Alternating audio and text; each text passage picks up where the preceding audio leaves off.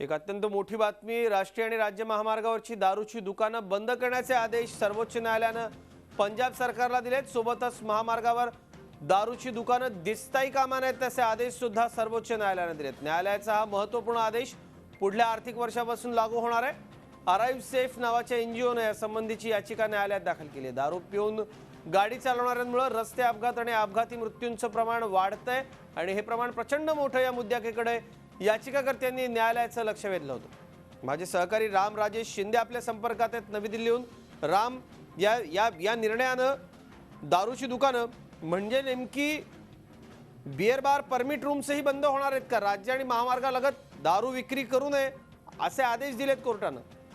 बिलकुल अजित, हा खूप मोठा आणि महत्त्वाचा निर्णय म्हणावा लागेल आणि हा निर्णय केवळ पंजाबसाठी नाही तर पूर्ण देशासाठी लागू होणार आहे। तो महाराष्ट्रासाठी लागू होणार आहे, तो मध्य प्रदेशसाठी लागू होणार आहे, पूर्ण देशासाठी हा निर्णय जो आहे तो लागू होणार आहे।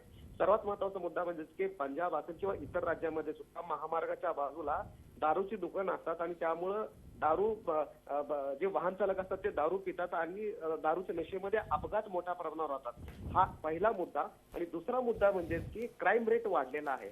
दारू पिल्यानंतर मेंदूवर ताबा राहत नाही आणि त्या अवस्थेमध्ये अनेक ठिकाणी गँगरेप झालेलं सुद्धा माहिती समोर आलेली आहे आणि मारामारी झाल्याची सुद्धा माहिती समोर आली आहे। नशेमध्ये फायरिंग केल्याच्या सुद्धा घटना समोर आलेल्या आहेत। त्यामुळे दोन्ही मुद्दे आहेत, एकतर अपघात होतात आणि दुसरा क्राईम रेट वाढत आहेत, गुन्हेगारी वाढत आहे।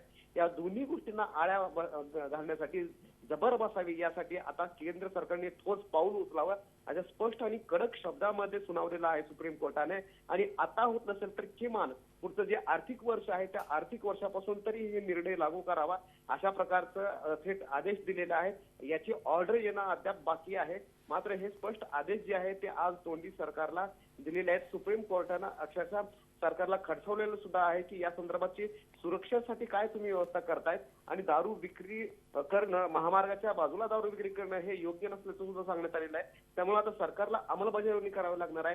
सरकार आपलं प्रतिज्ञापत्रामध्ये काय दाखल करते ते पाहणं गरजेचं आहे। मात्र मोठा रेव्हेन्यू मिळतो याच्यामधून दारूच्या माध्यमातून, तर तो रेव्हेन्यू लॉस नुकसान खरं राम, आणि नुकसान कसं सरकार हे काय याबाबतीत निर्णय घेणार? कारण पावलागणिक महामार्गावरती बियर बार परमिट रूम आहेत, नेमका काय या आदेश पालनाच्या बाबतीत सरकार भूमिका घेतं औत्सुक्याचं आहे। झी 24 तास रहा एक पाऊल पुढे।